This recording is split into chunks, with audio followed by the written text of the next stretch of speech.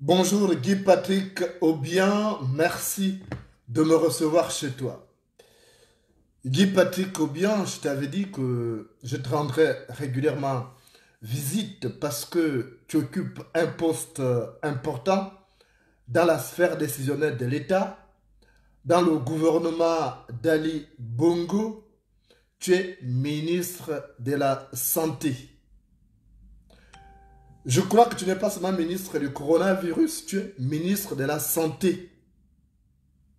Et en tant que tel, aucun pan de la santé ne doit être négligé. Or, malheureusement, il se trouve que les personnes vivant avec le VIH-Sida sont livrées à elles-mêmes.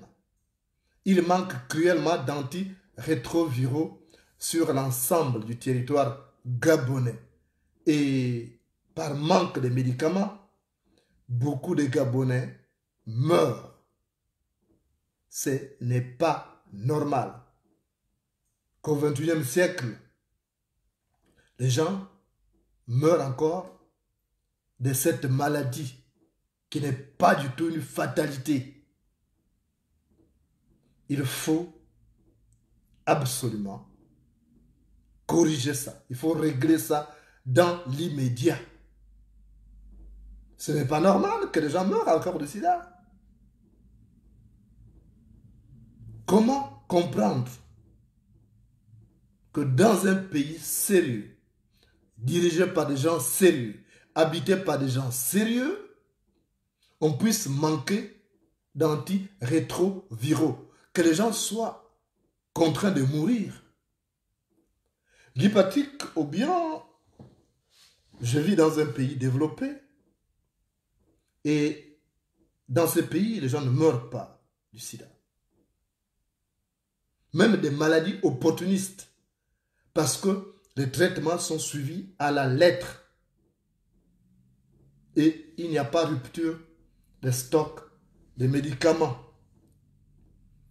Je suis dans un pays où la vie est précieuse. Donc, je dois comprendre par là que la vie n'est pas précieuse au Gabon. Je dois comprendre qu'une fois qu'on est atteint du sida, on est condamné à mourir.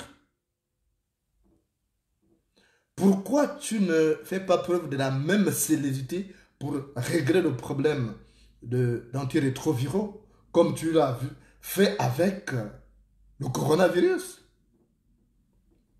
C'est bien, on t'a vu actif, mais on aimerait que tu sois aussi actif pour les malades du sida.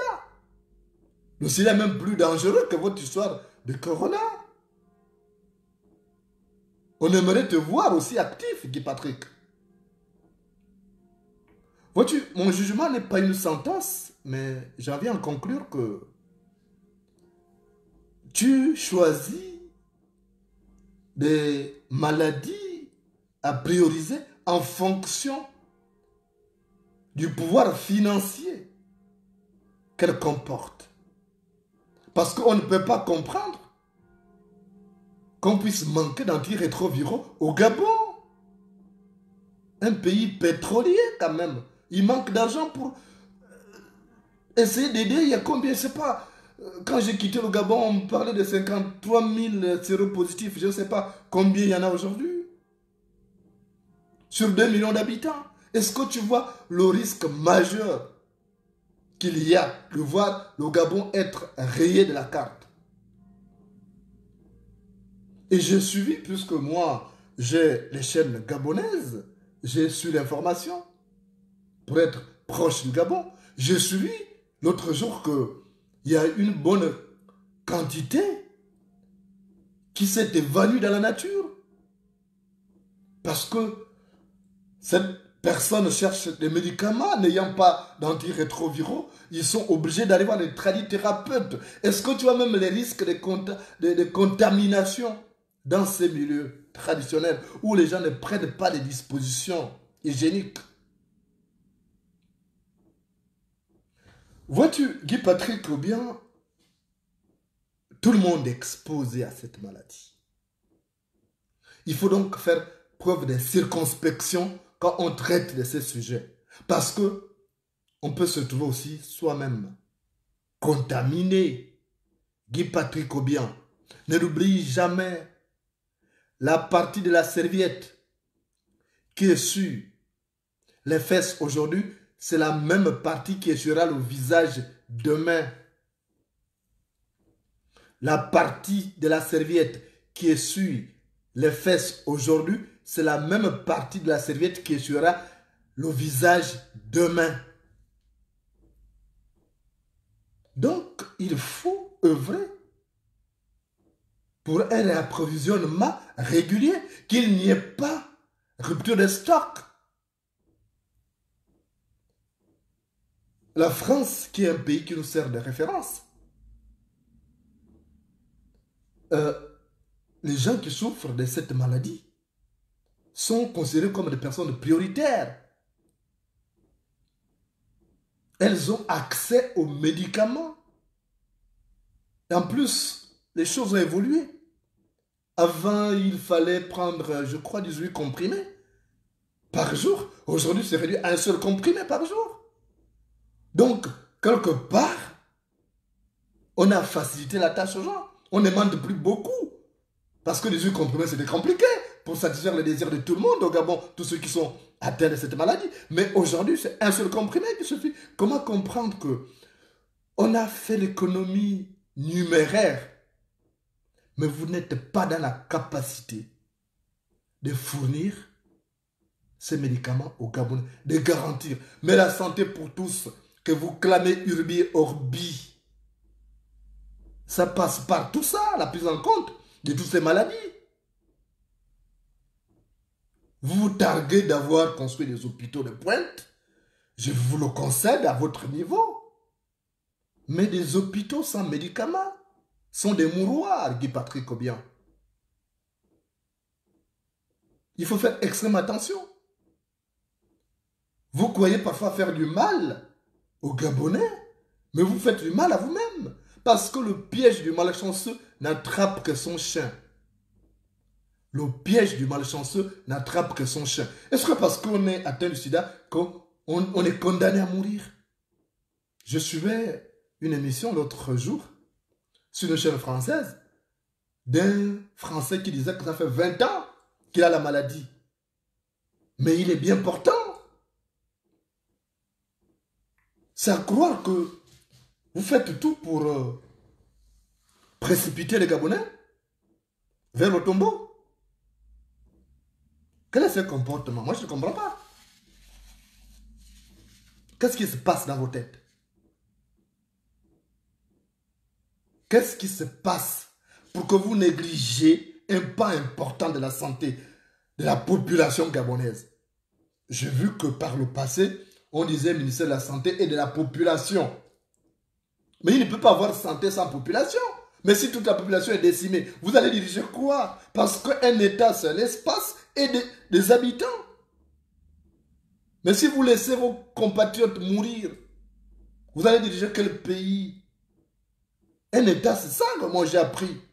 Un État, c'est un espace donné et une certaine population. Or, la population gabonaise se trouve aujourd'hui en danger. Parce que la chaîne de contamination est très vaste. J'ai vu que vous avez créé des bésodromes à Libreville. Vous avez créé des clubs libertins. Mais ça va accélérer la contamination exponentielle, l'augmentation exponentielle des cas de séropositivité au Gabon. Et vous-même, vous fréquentez ces lieux quand on est en train de déballer ces histoires de placement. Mais n'oubliez pas que vos copines là ont d'autres mecs avec lesquels elles tirent à balles réelles. Vos maîtresses que vous avez ne se contentent pas que de vous. Guy Patrick Obiang, tu es bien placé pour savoir qu'une maîtresse n'a pas qu'un seul élève. Une maîtresse a beaucoup d'élèves. Donc vos maîtresses là, les suppliantes de vos femmes, elles ont des copains, des petits bonobos, des petits extincteurs, cette démangeaison, de cet incendie qui couvre entre leurs jambes, puisque vous n'arrivez pas à satisfaire leur libido. Elles sont obligées d'avoir des bonobos, ce qui vous expose aussi à ces risques de contamination. Donc, moi je ne comprends pas. Tu es ministre de la Santé. Mais essaie de t'appuyer sur tout ça. Vous avez même des organismes qui aident certains États. Pourquoi vous n'allez pas vers ces organismes? Si vous dites que vous avez un problème d'argent aujourd'hui, il n'y a plus d'argent pour... Mais allez-y vers ces organismes-là. Vous avez l'OMS, mais vous ne faites même pas les démarches. Vous avez l'ONU-SIDA qui est là. Est-ce que vous avez demandé à l'ONU-SIDA de l'aide? Si vous dites que vous avez déjà pillé les caisses de l'État, il n'y a plus d'argent, mais allez-y vers l'ONU-SIDA. Vous courez quand il s'agit de l'argent pour votre Corona business. Là, vous faites preuve de célérité. Mais quand il s'agit de la santé des Gabonais, c'est là où on constate aisément, sans besoin de passer un concours, qu'en réalité, vos motivations sont d'ordre pécuniaire. Quand on va vous agiter Parce que c'est votre business. Alors, il faut que tu me règles ça. Le plus tôt serait le mieux. Je ne veux plus que les gens m'appellent pour me dire oui, il n'y a pas d'antirétroviraux. J'ai eu beaucoup de jérémiades. À Port-Gentil, il y a même des gens qui m'ont appelé la semaine dernière pour me dire que là-bas, les gens meurent grave. Je vois des jeunes sur Facebook qui disparaissent. Je sais qu'aujourd'hui, quand les gens ont cette maladie, ils ont un peu honte. Ils ne disent pas que c'est le sida. Ils disent que c'est le diabète, c'est une nouvelle formule consacrée. Je comprends. Mais on sait qu'ils meurent de ça. Mais ce n'est pas normal qu'on meure encore du sida. Donc, il faut régler ça. Vois-tu, je suis venu poliment m'adresser à toi. Mais la prochaine fois que je reviendrai, je ne serai pas poli. Ça, tu me connais. Hein? Tu sais que je suis une arme qu'il vaut mieux avoir avec toi et non contre toi. Tu sais que ma bouche, c'est une tronçonneuse. Donc, règle ça. Et tu as la chance d'être le médecin très, très, très personnel de la première dame. Mais c'est une sacrée chance que nous avons. Puisque c'est elle la régente. Il paraît que tu es le médecin très, très, très personnel de la première dame. Tu es l'ami très, très, très personnel de la première dame depuis le lycée. Mais c'est une sacrée chance. Quand on a pour ami le singe, c'est qu'on désire ne reste pas au sommet de l'arbre. Quand on a pour ami le singe, c'est qu'on désire ne reste pas au sommet de l'arbre. Donc, mets à contribution ta proximité, pour ne pas dire ta promiscuité avec la première dame, pour avoir le médicament pour tes compatriotes. Tu es gabonais à part entière. Tu ne dois pas laisser tes parents gabonais mourir de ça. C'est inacceptable. On ne peut pas comprendre ça. Si d'autres manquent d'empathie parce que ce sont des Gabonais d'occasion, mais toi en tant que Gabonais de pure souche, tu ne peux pas laisser tes semblables mourir de cette maladie par manque de médicaments. Non, Guy Patrick, c'est inacceptable. C'est inacceptable. En vous comportant de la sorte, vous nous confortez dans cette vision sur laquelle, en fait, vous aimeriez que les Gabonais meurent. Or, ce que vous oubliez, c'est que tout le monde ne peut pas mourir. Même si on empoisonne l'eau de la rivière, on trouvera toujours des petits poissons vivants. Même si on empoisonne l'eau de la rivière, on trouvera toujours des petits poissons vivants. Ne pensez pas que parce que certains gouvernants mus par un esprit fielleux ont contaminé volontairement les Gabonais, que tous vont mourir. Il y a des gens qui pourront recourir à d'autres méthodes pour sortir de là. Donc au moment où vous pensez que là, on a une autre stratégie d'éliminer les Gabonais pour les remplacer par des métèques profito-situationnistes qui seraient malléables, mais tout le monde ne pourra pas mourir. Donc au moment où vous chantez déjà cette messe de requiem pour dire qu'ils vont mourir, voilà le taux de séropositivité a augmenté de manière exponentielle, ils vont mourir, enfin on pourra pratiquer notre nouvel ordre national du grand remplacement. Mais ça pourra ne pas marcher. Ça pourra ne pas marcher. Parce qu'il y a des gens qui peuvent trouver d'autres issues. Donc,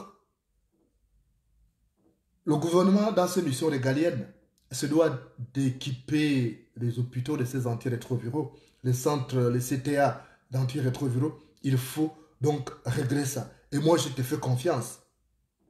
Parce que tu es le médecin très, très, très, très personnel de la première dame. Tu es l'ami très, très, très personnel de la première dame. Et il n'y a pas mieux placé que toi pour chuchoter à son oreille, pour dire, écoute, il manque d'antirétroviraux. Il y a un moment, il faut savoir faire passer le message. Tu connais à quel moment tu peux faire passer le message, à quel moment il peut être réceptif. Il n'y a que toi, Guy Patrick, il n'y a pas mieux que toi. Il n'y a pas mieux que toi pour faire passer ce message-là auprès de la régente. À cause de votre proximité, enfin, votre promiscuité. Alors donc, sauf si vous êtes dans votre logique du grand remplacement, en voulant faire en sorte que les Gabonais meurent tous, et parce qu'ils sont atteints de cette maladie, et vous les considérez déjà comme morts, parce qu'il ne vous sert plus à grand chose, mais vous vous trompez. Je crois que même les séropositifs, ce sont des personnes comme nous autres. C'est des personnes qui votent, ils ont leurs droits. Alors, l'un des droits les plus inaliénables de l'homme, c'est l'accès aux soins. C'est garanti par la Constitution. Alors, garantit donc les soins à toutes ces personnes qui sont malades. Fait en sorte que ces personnes puissent le plus tôt avoir les antirétroviraux pour prolonger leur séjour sur Terre. Il ne faut pas les précipiter vers le tombeau parce que Dieu peut décider autrement. Et à partir de ce moment-là, vous aurez honte. Parce que quand la plaie est guérie, les mouches meurent de honte. Quand la plaie est guérie, les mouches meurent de honte. Donc ne pensez pas que votre stratégie de grand remplacement, et vous allez utiliser le sida pour décimer la population, ça pourra ne pas marcher. Parce que dans la vie, il y a ce qu'on appelle le retournement des situations. Ne l'oubliez jamais. Il y a le retournement des situations. Donc au moment où vous pensez que là, vous allez assister à l'hécatombe, l'hécatombe peut ne pas arriver. L'hécatombe peut ne pas arriver parce que il y a Dieu qui veille sur ces personnes-là. Mon cher Guy Patrick Obiang, sache une chose. Sache seulement une chose. La vache qui n'a pas de queue, c'est Dieu qui lui chasse les mouches. La vache qui n'a pas de queue, c'est Dieu qui lui chasse les mouches.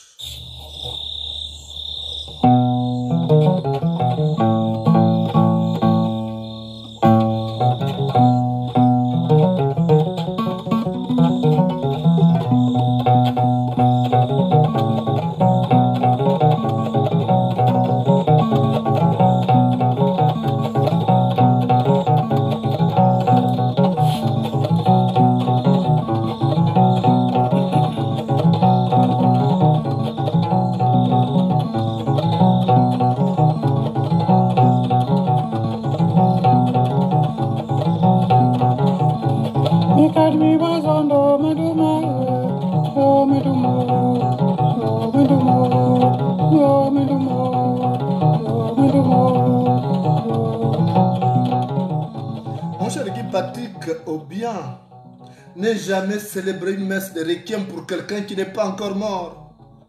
Parce que comme je disais tout à l'heure, il peut y avoir un retournement des situations.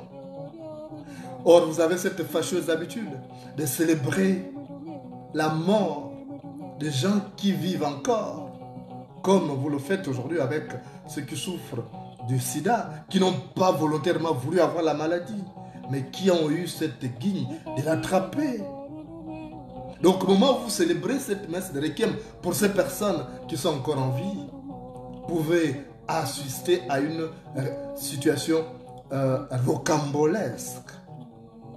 Dans un village, mon cher Guy Patrick Obiang, il y avait un homme qui avait toujours besoin des autres, et même de ses animaux domestiques, pour accomplir cette tâche. Cet homme, c'était un grand chasseur. Il s'appelait Mumbina.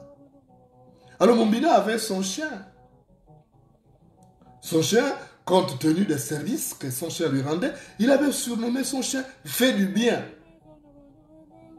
Mais voilà qu'un jour, Fait du bien avait vieilli. Fait du bien devenait de moins en moins efficace. Il n'allait plus attraper de porc-épic. Et un jour, pendant la saison sèche, au plus fort de la sécheresse, Mumbina avait aménagé donc un puits derrière la maison. Et lorsque la saison de pluie revenait, il abandonnait. Mais sauf qu'une fois, ce puits avait tari. Mais Mumbina avait oublié de refermer ça. Et Fait du bien est allé tomber là-dedans. Fait du bien est allé tomber dans le puits. Et puis il y a les voisins qui disaient, mais on entend un bruit là, il y a le chien qui est dedans.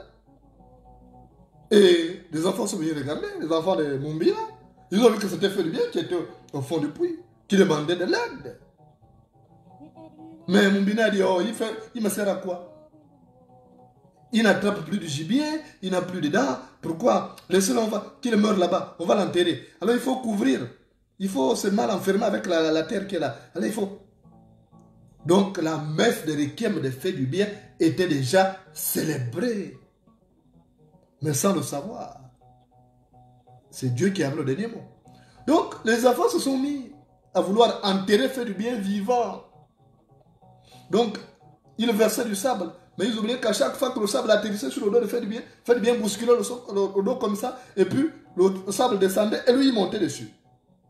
Et chaque fois c'était comme ça, il bousculait le dos. Et puis le sable descendait. Et ça faisait progressivement monter fait du bien à la surface. Jusqu'à ce qu'il est monté, il est sorti de là, il a bousculé le dos. Il a dit, vous avez voulu m'enterrer. Il dit, mais vous êtes trompé. Mais c'est le même fait du bien qui était là pour rendre toujours service. Pour aboyer quand il y avait des voleurs qui voulaient venir attaquer la maison de Mbina pour venir voler là-bas. Mais il était toujours là. Donc il ne faut pas enterrer les gens vivants.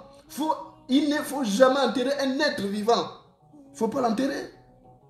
Quand là, on a la possibilité de sauver une personne, il faut être là. La plus, ce que fait du bien quand il est sorti de là, il a continué à servir, à être loyal. Parce qu'il n'était pas mort. Même si ses crocs avaient pris un coup à cause de la vieillesse. Mais il était encore utile comme le sont ces personnes qui souffrent du VIH-Sida. Ils ont besoin de médicaments. Ils ont besoin d'accéder aux soins comme tous les Gabonais, de soins garantis par la Constitution, mon cher Guy Patrick Obiang.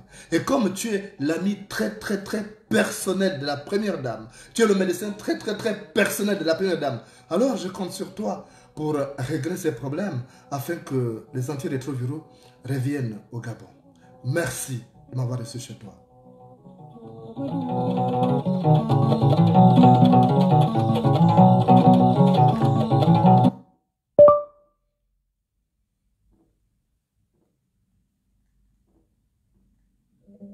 Bonjour, comment puis-je vous être utile?